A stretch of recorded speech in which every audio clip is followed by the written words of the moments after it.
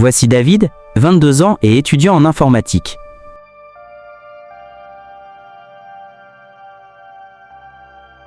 Sur Internet, il se fait appeler Xenon. Il fait partie de la communauté Xbox, où il bidouille des consoles et développe des astuces de triche pour des jeux comme Halo et Call of Duty. En ce moment, il a un problème agaçant. Le pare-choc de sa voiture est cassé et le concessionnaire refuse d'envoyer les pièces au Canada. Il demande donc à son ami Justin, qui habite aux États-Unis, s'il peut recevoir le nouveau pare-choc chez lui. Justin vit à Wilmington. David l'a rencontré il y a plusieurs années sur Internet. Le plan de David est simple. Conduire jusque-là, récupérer la pièce, partager un repas avec son ami, puis rentrer. Son père lui propose de l'accompagner afin qu'il puisse se relayer au volant et se mettre en route. Environ 1 heure plus tard, David et son père arrivent à la frontière. L'agent américain contrôle leur passeport, prêt à les laisser passer, quand il remarque un nom étrange affiché sur son écran, Xenon. David sursaute, c'est son pseudo en ligne, et ne comprend pas comment techniquement c'est possible que son pseudo apparaisse au poste frontière. 2 hommes en uniforme sombre s'approchent de la voiture. Ils dégainent leurs armes et ordonnent à David de sortir du véhicule. Il est arrêté sur le champ. Il vient de tomber droit dans un piège. La vérité, c'est que David n'a pas seulement trafiqué des consoles et créé des cheats. Le FBI le traque depuis des années. Il appartient à un groupe de hackers, bientôt connu sous le nom de Xbox Underground. Ces jeunes sont responsables d'une série d'attaques informatiques sans précédent contre certaines des plus grandes entreprises technologiques au monde. Ils ont volé des milliers d'identifiants de connexion, dérobé le code source de jeux non publiés et pénétré des simulations militaires confidentielles du gouvernement américain.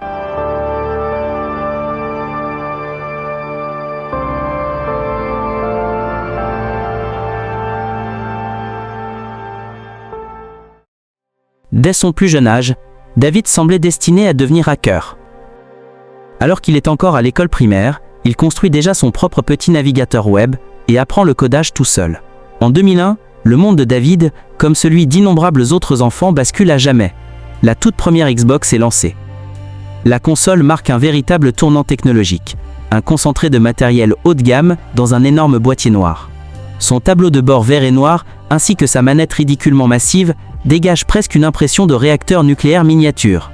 David met la main sur une Xbox et tombe immédiatement amoureux de Halo. Mais il n'est pas seulement un joueur passionné. La technologie de la console le fascine.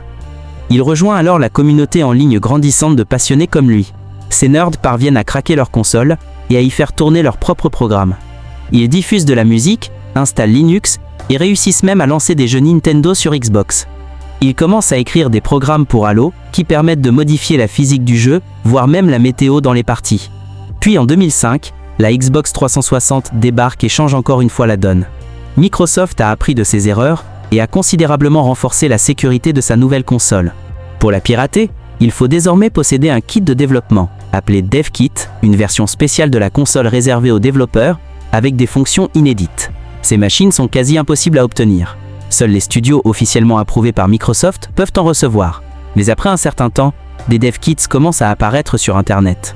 Quelqu'un a découvert des milliers d'unités jetées dans une décharge électronique.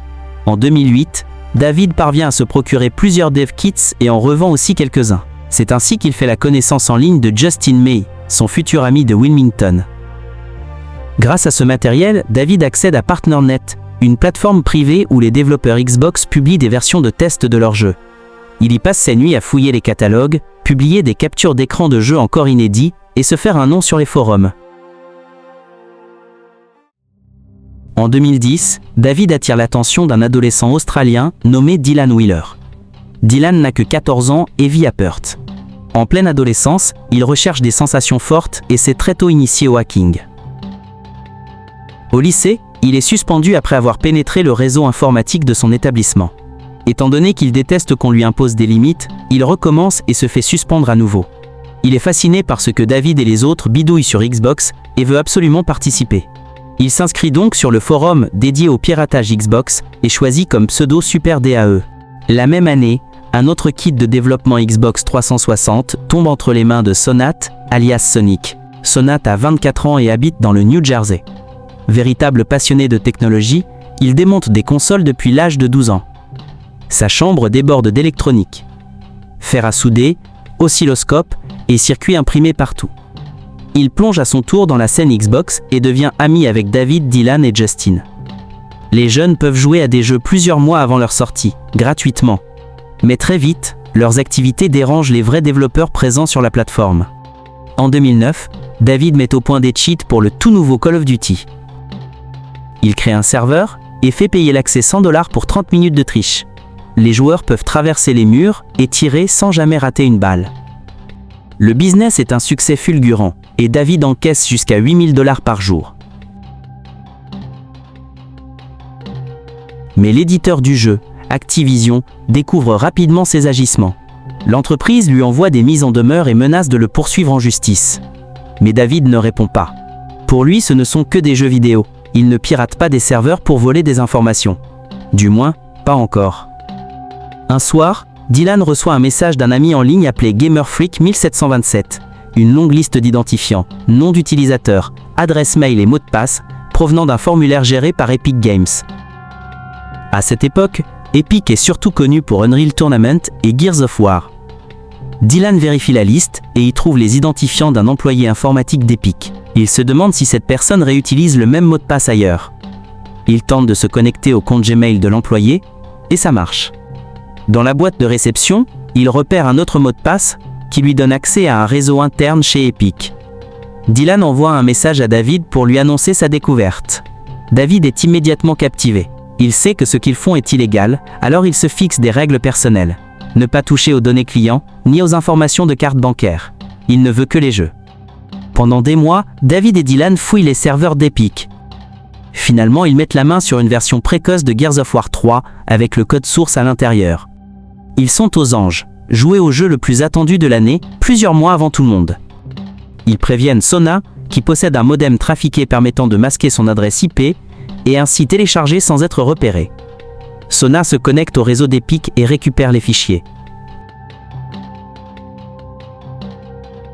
Il reste éveillé toute la nuit, jusqu'à la fin du téléchargement. Il grave les données sur 8 disques Blu-ray et les envoie à David en écrivant « Wedding Video » sur le colis pour éviter les soupçons. David reçoit le colis et essaye la build. Le jeu est encore très cru. Beaucoup de textures manquent, ce n'est pas vraiment jouable. David partage toutefois la copie avec les autres, y compris Justin. Quelques jours plus tard, la build fuite sur internet et devient téléchargeable publiquement. Epic Games confirme que la version diffusée n'est pas finale et met en garde « Télécharger ce titre pourrait endommager votre système ». Les gars continuent pourtant à fouiller le réseau d'Epic, mais un courriel très inquiétant apparaît. Epic a contacté le FBI au sujet de la fuite. Apparemment, les fédéraux ne les ont pas encore identifiés. David panique et demande à Justin de l'aider à chiffrer ses disques, et Sonat choisit de se faire discret. Concernant Dylan, il ne craint pas le FBI et continue de se connecter au serveur pendant que les enquêteurs les scrutent. Et son audace paye.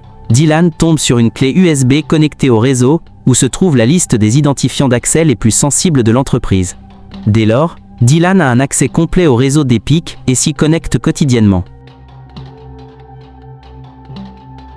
Il parcourt les ordinateurs des employés, allume les webcams, regarde en direct les personnes se déplacer dans les bureaux ou tenir des réunions. Il exploite surtout des erreurs humaines. Il cherche des identifiants compromis dans des fuites et les réessaye sur d'autres services. Petit à petit, il pénètre aussi les réseaux d'autres entreprises. David et Sonat, découvrant ce que Dylan prélève, replongent sans pouvoir résister. Un à un, ils infiltrent les réseaux de géants tech, comme Microsoft, EA, Bungie, Blizzard, Valve, Activision. Ils téléchargent toujours plus de jeux inédits. Ils combinent parfois l'hacking et la monétisation. David commence à vendre des jeux volés à un utilisateur nommé Xbox Dev Guy, contacté via Justin. Malgré le caractère criminel de leurs actes, ce sont avant tout des fans qui partagent leurs trouvailles avec des amis, les montrent lors de réunions entre eux, sans révéler leurs sources. Le groupe reste restreint et cynique, mais l'excitation attire d'autres personnes. Très vite, 2 nouvelles recrues arrivent. Austin Alala, 16 ans, lycéen d'Indiana, est connu en ligne sous le pseudo A&Monkey, et Nathan Larue, 18 ans, scolarisé à la maison et connu en ligne sous le pseudo Anime Freak. Nathan a créé un programme pour falsifier les crédits FIFA et rêve de faire carrière dans le jeu vidéo. Avec de nouveaux membres, leurs intrusions s'éloignent du monde du gaming. Ils pénètrent les serveurs d'AMD, Intel, Disney, Warner Bros. Et Google. En tout, près d'une vingtaine de grosses entreprises. Un soir, Austin et Nathan fouillent les serveurs de Zombie Studios, studio connu pour des jeux militaires comme la série Spec Ops. Ils découvrent un tunnel qui donne sur un serveur militaire américain.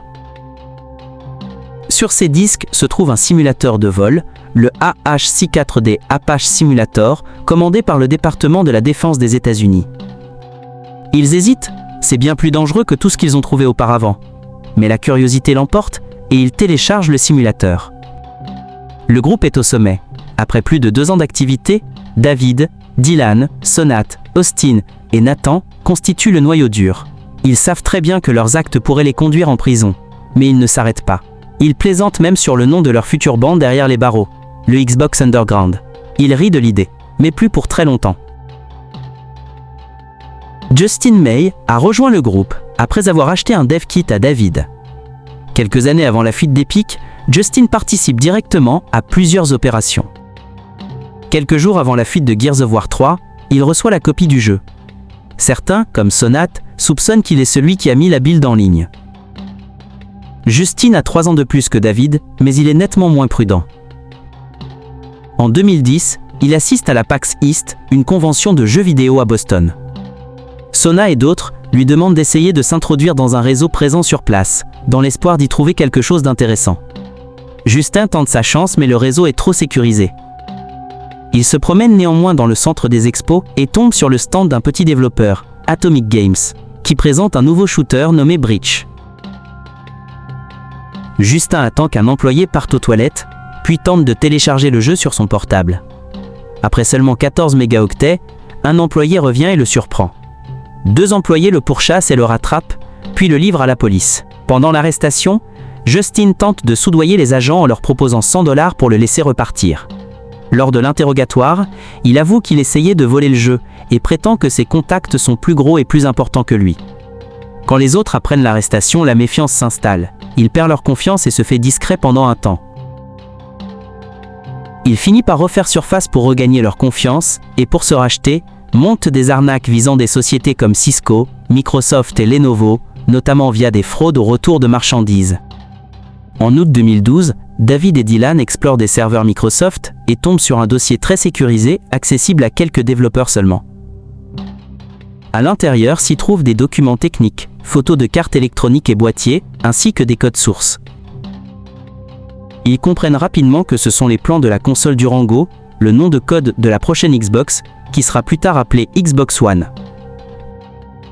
Ils se demandent s'il est préférable de vendre les plans ou construire eux-mêmes la console. Ils commandent alors les pièces nécessaires en ligne et les font livrer chez Nathan, qui se propose de monter le prototype. Le montage réussit et obtiennent une console fonctionnelle. N'ayant pas de jeu pour la tester, ils décident de la vendre. Un acheteur accepte de payer 5 000 $. L'argent est transféré et Justin propose de gérer l'envoi. Il se rend chez Nathan pour récupérer la console. Mais le paquet n'arrive jamais à destination. La tension monte et se demande si le FBI aurait pu intercepter l'envoi. Dylan, dans un accès d'impulsivité, poste des photos du prototype en ligne et met l'appareil aux enchères sur eBay sans consulter les autres. Par le passé, Dylan était connu pour ses actions irréfléchies. En 2012, il avait même appelé Epic Games en état d'ébriété pour avouer leur intrusion et demander un poster en récompense. Et contre toute attente, il avait obtenu le poster. Cette fois, l'enchère eBay devient virale et les offres dépassent 20 000 $, mais la vente s'interrompt lorsque Microsoft dépose une réclamation pour atteinte aux droits d'auteur. Dylan, qui a mis l'annonce sous son pseudo Super DAE, accorde des interviews en ligne, s'attirant une grande visibilité médiatique. Son comportement énerve profondément Sona et David, et laisser des traces publiques sur Internet, c'est la dernière chose dont ils ont besoin. À la suite de ça, David rompt tout contact avec Dylan. Quelques semaines après l'enchère, les autorités accélèrent leurs investigations. Le FBI perquisitionne la maison de Nathan et l'arrête. Sona tente de se distancier, mais sa maison est également perquisitionnée. Il envoie la copie du mandat de perquisition aux autres, dont Dylan. Dylan réagit en publiant en ligne le nom des agents qui ont perquisitionné la maison de Sonat et menace publiquement de faire appel à des tueurs à gages, une déclaration qu'il regrettera par la suite. En février 2013, Dylan est finalement arrêté par la police australienne. Austin, influencé par Nathan, monétise ses compétences en falsifiant des crédits FIFA, et Justine de son côté, continue ses escroqueries. Tous deux restent discrets pendant un moment. David, au Canada, garde un profil bas après la série d'arrestations, du moins jusqu'à ce qu'une opportunité se présente, obtenir un vrai prototype Durango. Un soir où David assiste à un concert et reçoit un appel d'Austin. Celui-ci lui parle d'un hacker de 18 ans nommé Armen, qui prétend pouvoir accéder aux locaux de Microsoft. Armen assure qu'il peut subtiliser un prototype Durango en échange de quelques identifiants Microsoft et de quelques milliers de dollars. David trouve l'idée folle, mais sa curiosité l'emporte et accepte l'accord. À 21 h, Armen se rend au campus Microsoft. Vêtu d'un pull arborant le logo de la compagnie et portant un grand sac à dos, il s'est procuré des cartes d'accès clonées qui lui permettent d'entrer sans difficulté. Les locaux sont immenses, mais Armen y est rodé. Depuis presque un an, il s'y balade fréquemment, rêve d'y travailler et a déjà tenté d'y postuler sans succès. Il pénètre dans un des bâtiments de bureaux, caché quand des collègues passent. Au 3e étage, dans un espace ouvert, il trouve ce qu'il cherchait. Les mains tremblantes, il glisse 3 prototypes Xbox dans son sac. Il sort du bâtiment, s'en va en voiture et renvoie 2 des consoles à David et Austin, gardant la 3e pour lui. Peu de temps après, Microsoft lui confirme avoir embauché Armen. Son rêve devient réalité. Mais la surveillance vidéo révèle son vol en train de dérober les prototypes et fut rapidement appréhendé. En janvier 2014, Austin est arrêté chez lui par 4 agents du FBI. En mars, David est également arrêté au poste frontière américain. David, Sonat, Austin et Nathan sont jugés ensemble aux États-Unis, et de l'autre côté du globe, Dylan est également poursuivi. Le groupe fait face à des accusations lourdes, telles qu'usurpation d'identité, fraude et complot, en vue de voler des millions de dollars de propriété intellectuelle. L'acte d'accusation est extrêmement détaillé. Le FBI a visiblement construit son dossier depuis longtemps. En effet, on y trouve des logs de discussion et des transcriptions remontant au premier piratage d'Epic Games en 2011.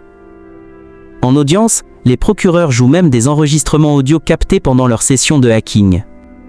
Dans l'acte d'accusation, il est souvent fait mention d'un certain personne A, la personne qui aurait fourni la plupart des éléments de preuve au FBI. Selon les documents, personne A aurait aidé David à chiffrer ses disques durs, vendu des jeux inédits à l'utilisateur Xbox DevGuy, et fourni aux enquêteurs une copie auto-construite du prototype Durango. Aux États-Unis, la plupart des membres plaident coupables. Chacun réagit différemment face à la condamnation. David coopère avec les enquêteurs et explique en détail comment ils ont contourné les systèmes de société valant des milliards de dollars.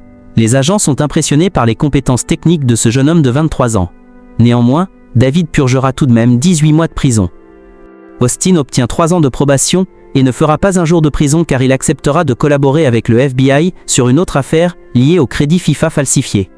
Plus tard, il devient responsable de la cybersécurité dans une start-up de médias sociaux.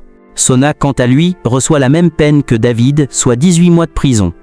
Il s'en sort, mais la réinsertion est difficile. Il travaille ensuite dans un magasin de vape et reprend des études.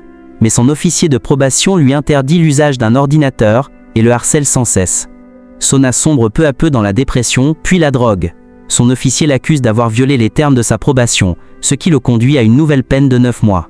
En 2019, sa deuxième période de probation se termine, et pour la première fois depuis des années, il peut à nouveau utiliser un ordinateur.